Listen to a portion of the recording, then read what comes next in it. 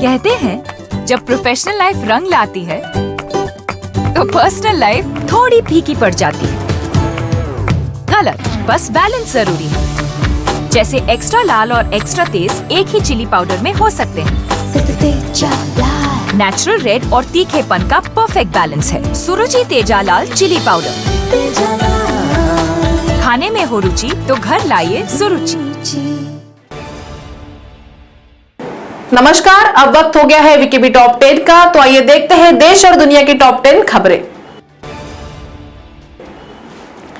Cabinet की बैठक में राज्य शिक्षा बोर्ड द्वारा आयोजित 12वीं कक्षा की परीक्षा को रद्द करने का निर्णय लिया गया।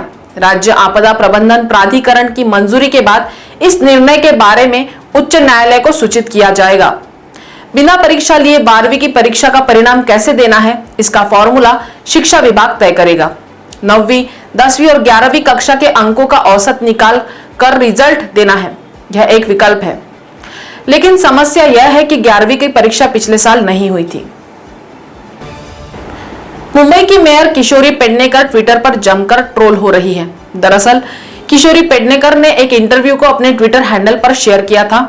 इंटरव्यू में मुंबई के अंदर 1 करोड़ वैक्सीनेशन को लेकर 9 कंपनियों का जिक्र था, जिनसे बीएमसी वैक्सीन खरीदने की कोशिश कर रही है। ट्वीट के नीचे जब एक यूजर ने उनसे पूछा कि किन कंपनियों को कॉन्ट्रैक्ट दिया गया है, तब जवाब में पेडनेकर के ट्विटर हैंडल से मराठी में लिखा गया, तुझा बापाला, यानी आपके बाप को। यूपी की राजधानी लखनऊ में एक मरीज में व्हाइट, ब्लैक और येलो तीनों फंगस मिले हैं। मरीज अस्पताल में भर्ती है।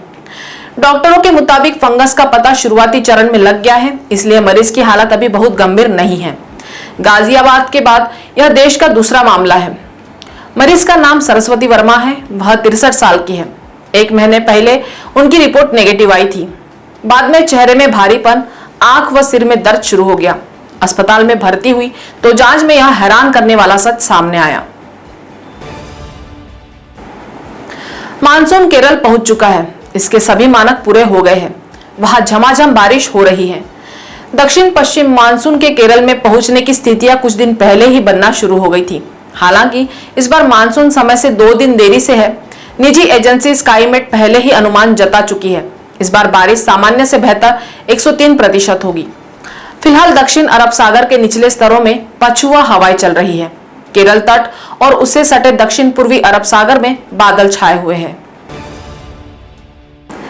सीरम इंस्टीट्यूट ऑफ इंडिया ने देश में कोविड-19 टीका स्पुतनिक वी बनाने के लिए औषधि महानियंत्रक DCGI से परीक्षण लाइसेंस की अनुमति मांगते हुए आवेदन दिया है।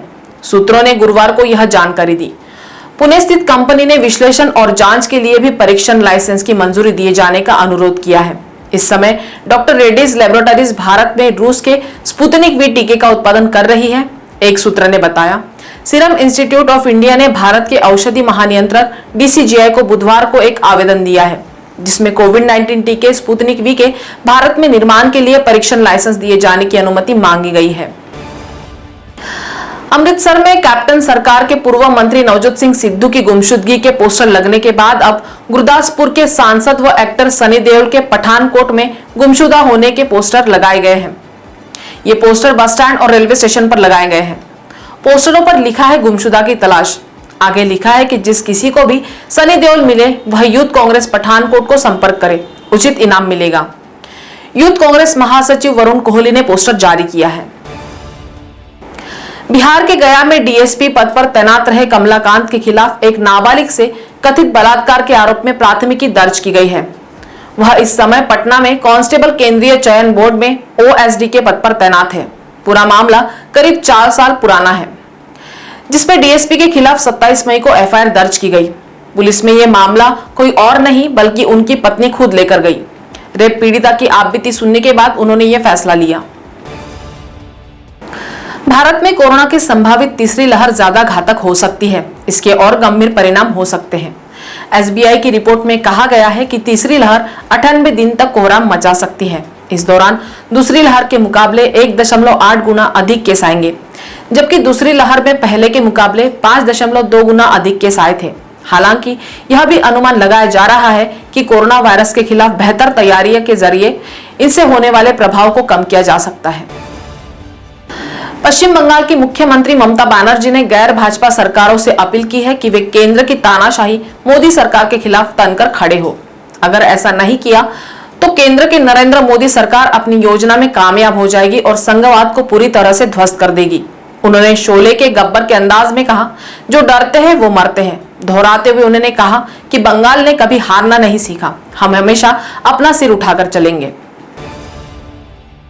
कोरोना वायरस से संक्रमित होने के बाद आइसोलेशन में रहने से परेशान एक महिला ने अपनी बहू को जबरदस्ती गले लगाकर कोरोना संक्रमित कर दिया। यह मामला तेलंगाना का है। महिला इस बात से परेशान थी कि कोरोना पॉजिटिव होने के बाद से परिवार में सभी ने उनसे दूरी बना ली थी। बहू ने बताया कि मेरी सास ने कहा कि मुझे भी कोरोना हो जाना चाहिए और यह कहते हुए गले लगा लिया। संक्रमित बहू का अभी इलाज चल रहा है और वह अपनी बहन के घर आइसोलेशन में है। तो टॉप 10 के खबरों के सफर में आज इतना ही। आपसे फिर मुलाकात होगी, तब तक बने रहिए वीकेबी न्यूज के साथ। नमस्कार।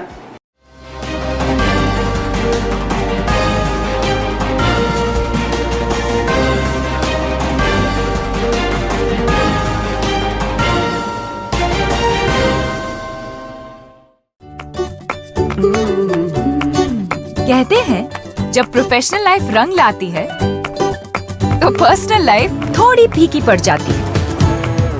गलत, बस बैलेंस जरूरी है। जैसे एक्स्ट्रा लाल और एक्स्ट्रा तेज एक ही चिली पाउडर में हो सकते हैं। नेचुरल रेड और तीखेपन का परफेक्ट बैलेंस है सुरुचि तेजा लाल चिली पाउडर। खाने में हो रुचि तो घर लाइए सुरुचि।